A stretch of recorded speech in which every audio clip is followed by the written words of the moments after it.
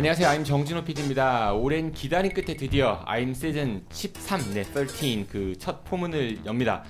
그동안 대전에서의 모임이던 제한 때문에 시즌 개시가 늦어진 점 다시 한번 청취자 여러분들께 사과 말씀드리고요.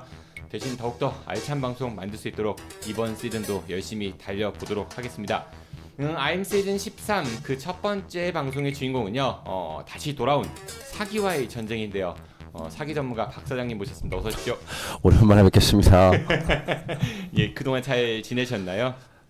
다사다난하게 지냈습니다. 코로나가 이 사기업계에 어떤 영향을 좀 끼치는 것도 있나요? 코로나 때문에 자금도 안 들고 또 자영업자들 하시는 분들도 지금 많이 또 문도 닫으시고 대상이 없습니다. 그러니까 뭐 쉽게 얘기해갖고 현금이 잘 안 돌아서 그럴수록 사람들이 뭐 대출이나 어떤 그런 다른 자금의 융통원을 좀 찾기 위해서 이렇게 좀 문의 같은 거 없나요? 그러니까 이제 신용대출이라든가 이런 것들은 좀 많이 늘어난 것 같고요. 근데 이제 은행들이 지금 부동산 쪽에 자금들은 많이 옥죄고 있는 상황이어서 저희도 날벼락을 좀 맞았습니다. 네, 알겠습니다. 그리고요, 네, 우리 박 사장님이 이제 제시하는 뭐 사기 수법이나 이런 것들의 적정성, 뭐 적법성에 대해 따져주실 법무법인 베스트로 고은 변호사 나오셨습니다. 어서 오십시오. 예, 안녕하십니까. 네, 이상하죠? 왜 그 우리 이때이 사람 팀하고 하다가 이렇게 앞에 사기 전문가라고 하셔가지고 긴장이 많이 되고 있어요. 제가 오히려 긴장이 됩니다. 그 법률을 다루시는 분하고 또 이렇게 방송을 하니까 오히려 좀 위축이 되는 것 같습니다. 변호사님 굉장히 좀 뭐랄까 냉철한 판단을 잘하세요. 그 사건 많이 접하시는데 뭐 물론 이제 범법자들도 많이 만나보셨겠지만은 박 사장님 인상이 어때요? 원래 영업도 그렇고 사기도 그렇고 얼굴로 하는 건데 잘하실 것 같아요. 풍미가 좀 있어요? 아니 인물이 좋으셨단 말씀입니다. 알겠습니다. 박 사장님도 변호사 많이 만나보셨죠? 예. 사건 상담하느라고. 그렇죠. 예. 특히 요즘 이제 또 제 일 때문에 예, 좀 변호사님들을 좀 몇 번 뵀습니다. 어때요? 보니까 인상이 뭐 좀 신뢰할 만한 변호사 같으세요? 예, 맞습니다. 예, 아주 신뢰할 만하고. 그 말씀은 내가 무슨 말 하더라도 다 믿고 무죄를 주장해 줄 수 있는 근데 변호사가 그래야 되는 거 아닙니까? 알겠습니다. 두 분 케미 좀 기대해 보도록 하고요. 네. 그럼 다시 돌아온 사기와의 전쟁 시작을 해보도록 하죠. 오늘 다룰 이야기는 머지 포인트 이야기입니다. 이 머지 포인트 언론에서 많이 나오긴 했지만은 또 많은 분들이 관심 갖고 계신 사안이기도 한 것 같거든요. 피해도 호소하는 분들이 많이 계신 것 같고. 근데 머지 포인트가 뭐지 하고 모르는 분들도 계신 것 같아요. 변호사님께서 먼저 좀 설명 좀 해주실까요? 예, 머지 포인트가 저도 머지 잘 몰랐는데 최근에 언론에 터지면서 좀 알게 됐고요.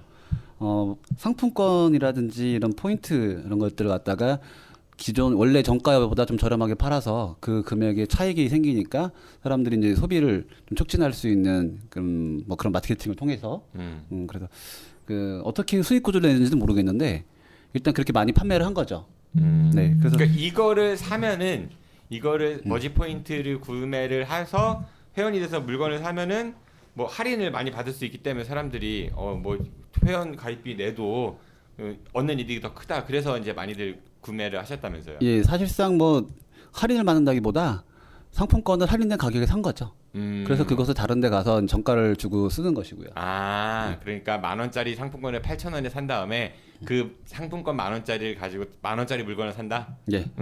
그런데 왜 뭐가 문제가 된 거예요? 그게 시행이 잘 되면 좋은데 우리가 사기가 문제되니까 우리 방송을 하는 거잖아요.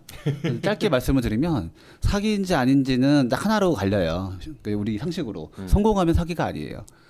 저랑 똑같은 예, 맞습니다. 이거 박 사장 지론인데 이거. 네, 실패하면 사기가 되는데 이 사업이 정상적으로 합법적으로 법의 테두리 안에서 누구도 손해 보지 않고 영업이 됐으면 그러면 사기가 안 될 겁니다. 문제가 안 될 겁니다. 근데 지금 국가 당국에서 법상에서 문제가 있으니까 이게 그 시정 조치를 하라라는 시정 명령이 내려왔고 시정 명령에 대해 가지고 머지 포인트를 운영하는 회사가 자기들이 감행했던 그 제휴 업체들 중에서 일부만 몇 개만 남기고서 일부를 갖다 다 중단시키겠다. 특히 음식점 같은 경우에는 요식업 쪽은 상품권 사용을 다 폐쇄하겠다 이렇게 돼버리니까 그 상품권을 구매했던 사람들이 사용할 수가 없게 되잖아요.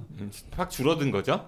예, 아예 그걸 갖다 사용할 수 있는 여지가 확 줄어들면서 실제로 쓸 수 있는 곳이 소비처가 줄어들게 돼버리면 그러면은 사실상 무용지물인 걸 내가 돈 주고 사버리는 셈이 돼버려서 그게 이제 사회적으로 큰 문제가 된 것이죠. 그러니까 이게 사실은 굉장히 유명한 프랜차이즈 뭐 그런 식품 업체도 이용할 수 있기 때문에 사람들이 많이 구입했다고 하는데 한 2년 넘게 동안 당국에서 어떤 그 제재도 없었다고 하더라고요. 근데 아까 말씀하신 뭐 전자금융 그 관련돼 갖고 네. 그 등록을 했어야 되는데 그게 안 돼 있어서 시정 조치를 받았다가 이런 사단이 난 거잖아요. 네. 박 사장님, 네. 이거 어떻게 보세요? 변호사님이 말씀하셨는데 성공하면 사기가 아니죠. 근데 제가 보니까 실패할 것 같아요. 그래서 그런데 제가 궁금한 건 실패를 하더라도 그들이 행위했던 행위들을 안 한 건 아니잖아요. 다 하는 와중에 관해서 제재를 가한 거기 때문에 저는 사실 사기라고 보이진 않습니다. 저는 이제 이게 자료가 많지가 않기 때문에 뭐라고 딱 단정 지을 수는 없는데 사기가 될 수 있는 여지가 상당히 처음부터 많았지 않느냐 이렇게 생각이 돼요. 왜냐하면은 우리가 10,000원짜리 물건을 사서 8,000원에 팔게 되면은 2,000원의 손실이 생기는데 이 회사가 어떤 식으로 그렇게 판매를 했는지 그 자체가 전 잘 모르겠거든요. 그러니까 이른바 다른 회원들을 모집한 돈을 가지고 메꾸고 뭐 이래서 그렇게 하지 않았을까요? 그럼 그게 사기가 됩니다. 그래서 실제적으로 남은 금액도 얼마 없다고 하는 것 같고. 제가 우리 예전에 엘칸토 아세요? 엘칸토? 구두? 구두요? 예. 네. 구두 상품권 그거 혹시 5만 원짜리 구두 상품권 사는데 변호사님 혹시 사보신 적 있으세요? 아니요, 없습니다.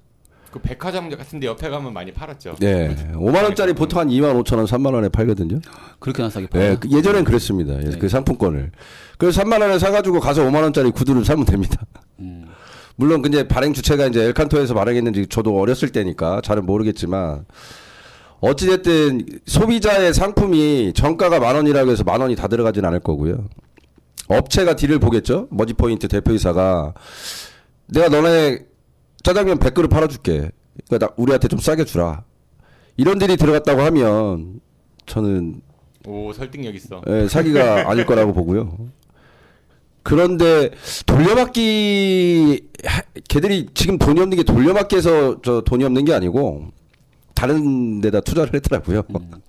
그 보면은 아까 말씀하신 엘칸토 같은 경우에는 엘칸토의 구두를 제작하는 그 회사 자체가 재고가 많다거나 이렇게 되면은 할인해서라도 팔아야 되고 이게 원래 원가가 예를 들어서 5,000원밖에 안 되는데 실제로 판매가 권장 소비자가는 1만 원이다. 그럼 그거를 한 6,000원 정도의 상품권을 갖다 팔아도 손해는 안 되거든요. 재고 처리식으로 갖다가 자기가 약간의 손실 정도는 감수하더라도 팔겠다라는 돼버리니까. 근데 지금 이거는 문제가 제휴를 할 때 사장님 말씀하신 것처럼 내가 너의 뭐 짜장면 100그릇 팔아줄게라고 했는지 안 했는지 우리가 알 수가 없다는 게 문제고요. 그렇죠. 네. 그건 그렇죠. 그런데 제가 뭐 이걸 다룬다고 그래서 좀 언론 기사들을 보니까 쿠팡이 처음에 이 플랫폼을 만들 때 쿠팡도 20% 세일을 했거든요. 그 상품권을 쿠팡 상품권을 모바일 상품권이죠. 10,000원짜리면 8,000원에 팔아가지고 쿠팡에서 10,000원에 결제를 할 수 있도록. 근데 어찌됐든 쿠팡은 외부 자금을 잘 조달을 해서 성공을 했는데 머지 포인트도 그런 가능성을 배제할 수는 없는 거 아닌가요? 그렇죠. 그런 가능성이 있죠. 우리가 지금 얘기하는 건 다 가능성을 갖다 두고 얘기하는데 네.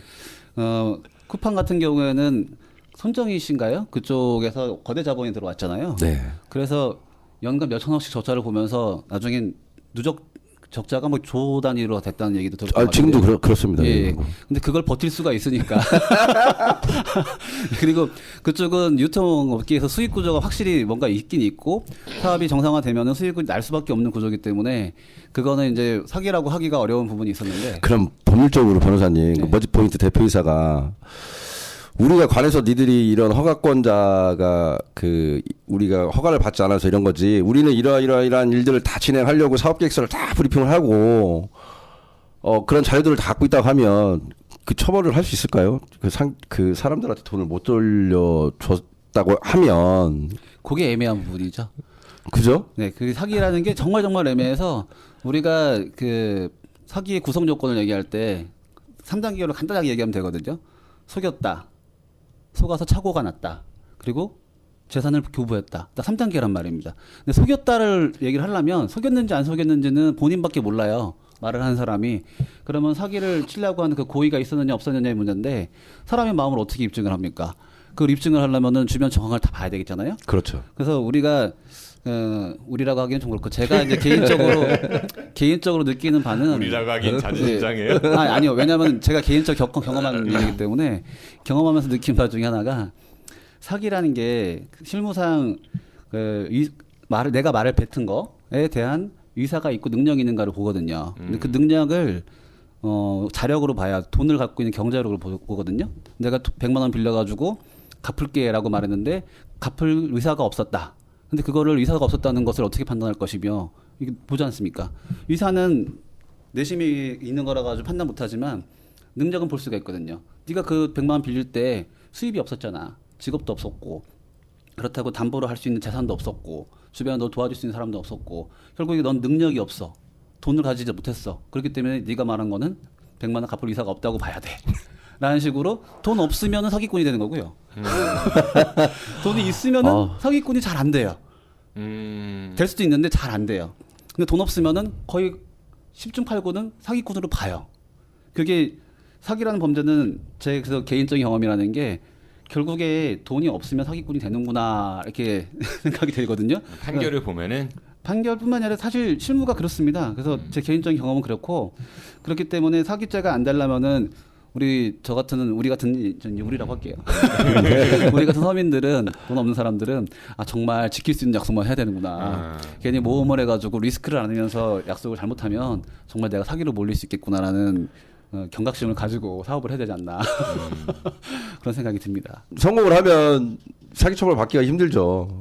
그래 뭐 사기가 있던지 저는 그래서 머지포인트 대표이사가 어떤 친구인지는 모르겠지만 이런 플랫폼을 만들 때는 뭔가 모형을 분명히 봤을 것이고 그 모형을 보면서 이렇게 가면 이런 식으로 해서 하면 돈을 벌 거라는 분명히 사업 계획도 있을 것이고 그런데 그게 대박 히트를 친 거고 이 친구도 이렇게 잘 될 거라고는 생각을 못 했을 거라고 저도 판단을 하고 그런데 관에서 있는 문제 때문에 그렇다면 내가 행위를 하지 않은 것도 아니고 행위를 다 했는데 난 어쩔 수 없었다라고 변명을 한다고 하면 설령 그 친구가 지금 현재 다 100% 환불을 다 못 해준다 하더라도 사기 처벌은 어렵지 않을까. 어렵긴 어려울 거예요. 이게 정말 어려운 게 처음에 자본금이 30억이었다고 하더라고요. 네, 맞습니다. 예, 30억으로 시작을 해서 소규모로 시작을 했을 거예요. 흔히 말해서 우리 옛날에 지금은 별로 없어졌는데. 소규모예요. 아니요, 그 업체가 이제 워낙 커졌으니까. 벤처로는 자본금이 얼마예요? 여튼 이제 지금에 나와 있는 거에 비하면 소규모죠. 예, 지금 드러난 거에 비하면 소규모인데 옛날에 우리 배달 음식 같은 거 지금은 쿠팡이나 앱을 많이 쓰지만 그 전단지 같은 게 막 돌렸잖아요. 책자 같은 걸로 해서. 네. 근데 거기 보면 쿠폰 같은 거 할인 쿠폰들 있잖아요. 네, 맞습니다. 그런 식으로 홍보를 하는 것들도 다 이런 구조랑 비슷하거든요. 사실. 그래서 배달 업체들에서 돈을 받아야 그거 하나 책자 만들 때마다 돈을 받은 다음에 그걸 갖다가 할인 쿠폰 같은 걸 주면서 그걸 모으면은 할인을 시킬 수 있다. 이 전화로 갖다가 통해서만 들어가야지. 그게 또 이제 수수료를 받으니까 그 책자 만드는 업체 쪽에서는 광고 업체가 돼버려서 똑같은 그 수익 구조가 생기는 거죠. 일종의 배달 쿠폰북의 온라인 플랫폼화된 거다. 그렇죠. 이게 상품권을 그렇게 파는 거죠.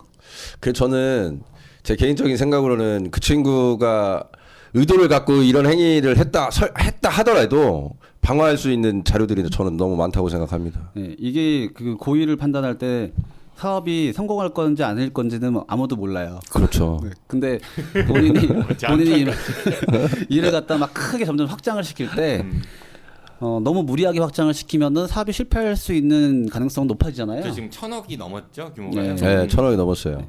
근데 그걸 갖다가 실패할 수 있는 가능성을 뻔히 인식을 하면서도 아니 뭐 실패도 할 수 있겠지. 하지만 뭐 그럼 어때라고 생각했다면 그러면은 사기에 미필적 고의가 있다고도 볼 수 있겠죠. 만약에 그 돈을 받은 걸 가지고 그 할인 쿠폰 발행 그 부족분을 메웠다든지 이런 것들이 나중에 드러나게 되면 그럼 사기죄가 성립될 수 있는 거예요? 아니요, 그것만으로도 어려울 것 같은데요.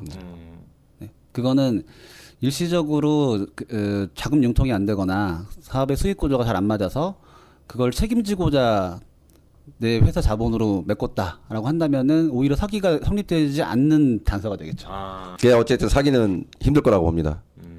그러니까 두 분의 생각은 공통적인 생각은 그러시네요. 머지포인트 이번 사태가 조금 더 이제 진척이 되는 거 봐야 알겠지만은 사기죄가 성립되긴 좀 쉽지 않을 것 같다 이런 얘기시고요. 근데 제가 궁금한 건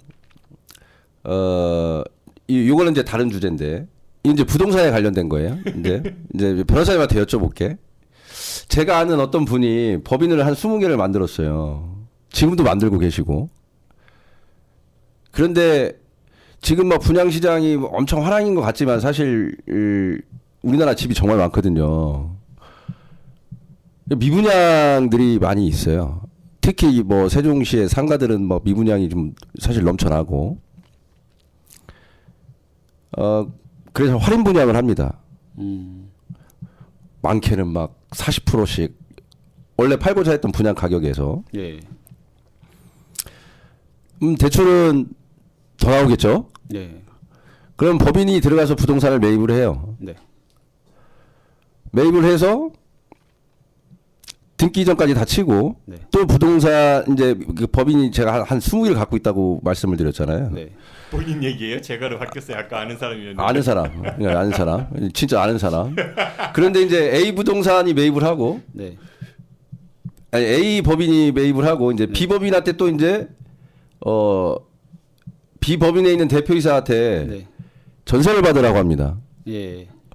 전세 자금 대출을 또 진행을 하는 거죠. 예. 그럼 이제 돈이 좀 많이 늘어났죠. 네. 건물 하나로. 네.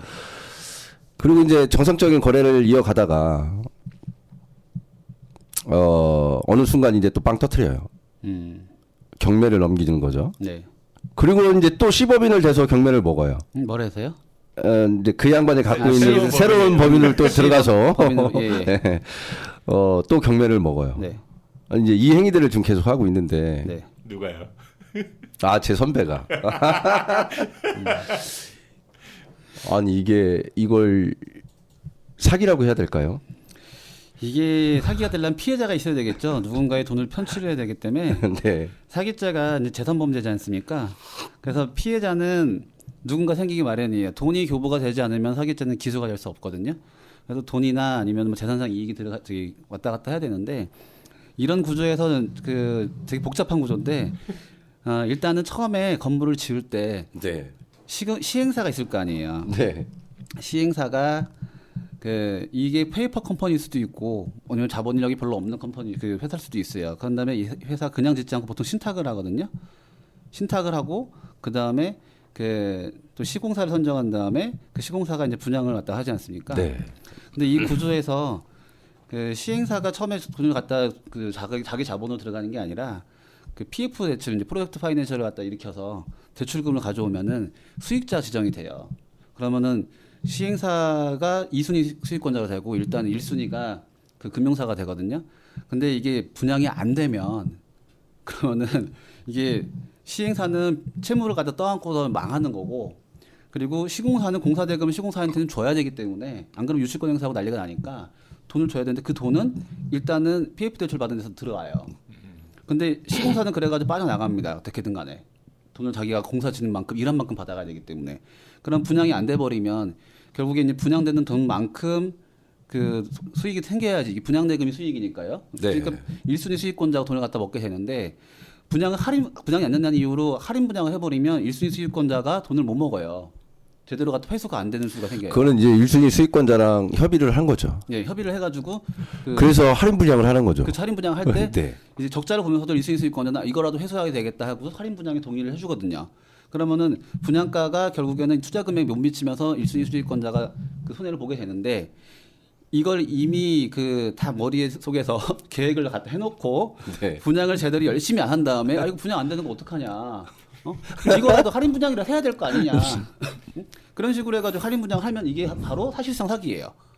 사실은 근데 이거 밝혀낼 수가 없어요. 근데 이제 그 말씀하신 과정에서 은행이 네. 어쩔 수 없죠 뭐 하고 받아들이면은 그냥 호구된다 이런 얘기인 거죠. 네. 근데 이제 분양을 갖다 받을 때 할인 분양 가격이면 당연히 이 분양가가 이제 10억짜리를 갖다 분양 받을 때 정상가면은 이거 한 8억이나 7억 어떻게 보면 6억까지 돼가지고 할인 분양이 되거든요. 싸게 하다 보면은. 네, 맞습니다. 예. 근데 그럼 이거 6억에 갖다 할인 분양 받았다고 치면 원래 정상해가지고 그 금액은 이거 건물 가격만 해도 10억이 정상가기 때문에 대출은 사실상 7억이 넘게 나올 수도 있어요. 한 80%까지 나온다고 치면 8억까지도 나오고요. 네, 맞습니다. 예. 신축 건물이니까. 예. 그래서 6억에 이제 매입을 한 사람은 6억짜리가 대출 받았는데 이 매입한 사람이 법인이다. 그럼 역시 마찬가지로 법인이 사라져 버리면 달사 털려버리면 이제 지금 그런 일이 발생했어요. 네. 그래서 그런 일이 발생했어. 네. 그래가지고 이 법인 입장에서는 나는 A 법인회가 대표이사 이제 고봉민이 가가지고 이걸 할인 6억에 할인해줘?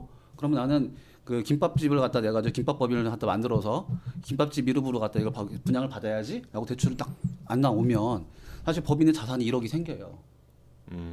7억 받아가지고 6억밖에 안 줬으니까. 그렇죠. 그렇잖아요. 네. 근데 이 6억을 갖다가 이제 법인해가지고 회사 저희 월급이라든지 이런 거 다 털어버려요 비용을. 그런데 이걸 갖다 얘기할 때 대출을 갖다 다시 이제 정 PD님한테 전세를 주는 겁니다. 이런 말씀하시는 거잖아요. 네, 맞습니다. 정 PD님한테 전세를 줄 때 전세금을 갖다가 뭐 한 6억 정도로 그냥 때려버리는 거예요. 6억을. 나는 어차피 이거 갖다 6억 주고 샀는데 아니면 7억에 해도 되고 8억에 해도 돼요. 그럼 저는 우리 김밥집 회사는 정 PD님한테 전세금을 반환해 줘야 돼요.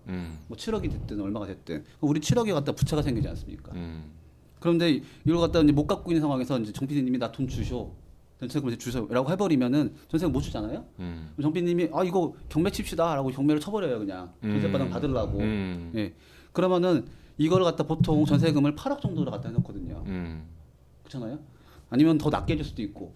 그러면은 나중에 이제 이걸 경매를 해서 C법인 낙찰 받았을 때 C법인은 채무만 갖다 갚으면 돼요. 아니면 전세금 5억만 해도 되고. 그럼 5억만 갚으면은 우리 회사 김밥집 회사는 다 이제 파산하는 거거든요. 해산해요. 그렇죠. 회사는 날라가 버려요. 그리고 정 PD님은 돈을 받는 거고. 근데 낙찰을 해가지고 C법인은 낙찰 받았을 때 C법인이 사실상 제가 만든 그 이제 분식집이거든요. 분식집은 사실 이제 5억 전세를 줬으면 5억만 지급하면은 낙찰 받을 수가 있으니까. 아니 5억 못해도 내가 이제 뭐 이걸 4억에 낙찰 받을 수도 있는 거고. 그냥 낙찰 받은 한도 내에서만 정 PD님한테 주면 되는 거니까 이거를 결국엔 4억을 다시 가져와요. 그러면 10억이는 7억 대출 받은 거 해가지고 돈 한 푼 안 갚고 사실상 4억으로 갖다 이걸 갖다 분양받은 셈이 돼요. 그리고 6억에 처음에 할인 분양 받은 것처럼 보이지만 결론적으로 4억에 할인 분양 받은 거거든요. 자, 청취자분들께서 과연 얼마큼 이해하시고 계신지 모르겠지만은 박 소장님 어때요? 고봉 변호사님이 지금 정확하게 짚으신 거예요? 정확하게 짚었는데, 그러니까 이게 사기냐 아니냐. 여기서 피해자가 있죠. 은행이 피해를 받고. 네. 물론 이 은행을 제외한 나머지들은 다 이익을 보는 구조예요. 네. 지금 말씀하신 대로 10억짜리면 제가 이제 6억에 할인 분양을 떠왔어. 그럼 제가 들어가면 이제 8억은 제가 대출을 받죠. 그러면 취득세 빼고 뭐 해도 뭐 한 현찰 1억이 남으니까 1억 열심히 씁니다. 이제 또 열심히 써요. 그리고 이제 C법인, 뭐 예를 들어 정 PD님이 대표이사한 C법인, 정 PD님이랑 또 얘기를 하는 거죠. 너 요즘 신용 별로 안 좋지? 내가 이거 7억 대출해줄게. 우리 3억 5천씩 나눠 쓰자. 오케이. 그럼 정 PD 앞으로 7억을 전세자금 대출을 또 론을 일으키는 겁니다. 또 은행이 피해를 보겠죠. 네. 그리고 이제 빵 터트려요. 그런데 정 PD는 뭐 법률적으로 아무 문제가 없죠. 왜냐하면 임대인한테 돈을 준 걸로 되어 있는 거니까. 자, 그러면 우리는 그렇게 해서 돈을 벌었어요. 피해자는 은행이 이제 발생을 했고. 그런데 제가 은행들이 그걸 사기죄로 고소한 예를 지금 보지를 못했는데, 이제 이게 굉장히 많아지고 있습니다. 이제 이게 막 피라미드처럼 막 엄청나게 뻗어나가고 있는데, 제가 볼 때는 이거 100% 사기예요. 이거를 수사를 못하고 제대로 밝혀야지 못해서 그렇지, 여러 개의 명의자가 명의자가 한 명이면 이 사람이 안에서만 돈이 굴러가기 때문에 자금을 갖다 잘 파악하기가 쉬워가지고 사기쳐였다고 하기가 쉬운데 이게 A법인, B법인, 뭐 A법인에다 이제 개인으로 갔다가 대표이사 갔다가 C법인으로 가고 이렇게 돼버리면 네. 그러면 이거를 알 수가 없어요. 수사 단서를 찾기도 쉽지 않고 뭐 통화내역조회 뭐 이런 거. 그리고 이제 이 그 B법인이라고 했던 아까 이제 김밥집에다 김밥집에 전세를 받으셨던 정 PD님, 정 PD님 같은 경우 전세금을 실제로 주셨다고 한다면 그러면 그 돈은 제가 받은 셈이 되거든요. 그러면 정 PD님은 10억인데 낙찰받은 돈을 갖다 그거 갖다 회복을 하시는 거고. 그렇죠. 예. 근데 그러면 저는 그 전세자금을 받았으니까 제 재산으로 갖다 잡혀야 되는데 법인에서 전세자금은 그러면 어디 갔을까요? 그 제가 6억 받은 5억 받은 거? 아까 대출 받아가 샀을 때 대출금도 받았는데 그거는 시공산 줬다 치고 정피디한테 받은 돈 어디 갔을까요? 아니, 근데 이런 게 좀 되게 정신이 없어요 이게. 아니 그러니까 제가 드리는 말씀은 사실 이런 물건들이 많이 있는데 사실 되게 많이 있어요. 뭐 주택도 그렇고 상가도 그렇고 선의 피해자도 많이 발생하고 있습니다 지금. 그러면은 그 이런 문제들은 어떻게 해결해야 돼요? 은행이 좀 더 정신 바짝 차려야 되는 거예요? 소송 많이 하고? 근데 여기서 이런 구조로 갔다 흘러갔다 한다면은 A법인에 관한 세무조사를 가야 돼요 원래. A법인에서 회계 처리가 어떻게 됐는지를 봐야 되거든요. 전세금을 갖다 받은 게 그 형식적으로라도 입금된 내역이 뭔가 나와야 돼요. 정 PD님한테 김밥집 돈을 받은 거건 전세금을 뭐 5억이라고 칠게요. 그럼 5억을 갖다 회사에서 어떻게 사용했는지 이게 왜 없어졌는지를 밝혀내야 돼요. 그걸 못하면 이거 못 잡거든요. 근데 보통 보면은 그 돈이 다 어딘가 공중 분해됩니다. 이 실질은 그래요. 그게 A법인에 들어온 저기 김밥집에 들어온 전세금이 사라지면 그게 사기인 거예요. 네. 아니 제가 왜 이 말씀을 여쭤봤냐면 아까도 이제 제가 10억을 빌릴 때 내 통장에 20억이 있다고 하면 처벌 받기가 상당히 힘들죠. 나 갚을 의사가 있다 충분히 변명을 할 테니까. 근데 이 사건도 마찬가지라는 거죠. 담보가 정확하게 존재를 하고 있고 뭐 감정을 억울했든 뭐를 했든 감정서도 정확히 존재를 하고 있고 거기에 맞는 시스템대로 금융도 론이 일어나고 이런 상황인데 근데 분명히 선의 피해자는 계속 지금 생기고 있거든요. 그럼 이걸 과연 이걸 사기라고 할 수 있을까? 이런 생각이 드는 거죠. 저는 이제 이게 참 아까 100% 사기라고 하셨는데 저는 사기인데 못 잡아서 사기가 아니라는 거 드러나지 아니 않고 이건 성공했으니까 사기가 아니지 않는 거 아니냐. 네, 성공했다는 거는 속이지 않아야 되는데 그 성공했다는 말이 내가 한 말이 실제로 이루어지면 성공한 거잖아요. 네. 그럼 거짓말이 아닌 거예요. 두 분의 상대방한테. 성공의 개념이 달랐군요. 진짜 다르네요. 속이는 거를 성공했다고 보는 거고. 그럼요. 는 그 약속한 게 이루어지는 걸 성공으로 보는 네. 거고. 예, 약속이 정직하게 해야죠. 그리고 아까 말씀드린 구조에서 10법인이 되게 참 좋은 게 10법인은 결국에 이걸 4억에 사오는데 시가 10억 원이니까 올라가면 12억에도 팔 수 있고 8억 원의 차익이 생기겠죠 일단. 그러니까 오늘 이 이야기 들어보니까 머지 포인트보다 이게 좀 더 집중도가 있고 그런 것 같은데. 오늘 이거 제가 이런 거를 갖다가 전에 사무실에서 다뤄봤거든요. 그 분양 쪽으로 갖다 이렇게 돼버리면 진짜 회사가 여러 개가 같이 끼게 되거든요. 민사소송도 정신이 하나도 없어요. 당사자가 여러 명이 나오고 수분양자들이 되게 막 피해를 많이 주는 경우도 있어요. 왜냐면은 이게 대출이 껴있는 물건이 그냥 경매받지 않고 그냥 갖고 오게 되면은 그 부담을 다 떠안아 오기 때문에 그 과정에서 또 이제 문제가 생기고 또 중간에 이 계약이 취소되거나 아니면 뭐 해제되거나 이런 경우가 생기거든요. 그럼 등기 자체가 다시 원상회복되는 경우도 있어요.